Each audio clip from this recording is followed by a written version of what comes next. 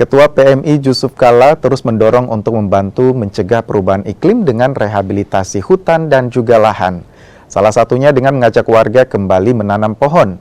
Menanam pohon pun diharapkan tak hanya jadi sebuah program tetapi menjadi budaya. PMI kini menggandeng Kementerian Lingkungan Hidup dan Kehutanan Republik Indonesia untuk bersinergi bersama-sama mencegah perubahan iklim yang semakin buruk. Ya, kita perlu sekarang dalam GRH. Kenapa GRH? Itu pertama menggerakkan rakyat, bukan hanya suara menanamnya, tapi kembali ke budaya menanam. Budaya, jangan semua pemerintah. Kalau pemerintah habis anggaran selesai, dikontrakkan di gunung, hanya naik kuda dibuang di situ, habis selesai urusan bayar, tidak tunggu karena sulit.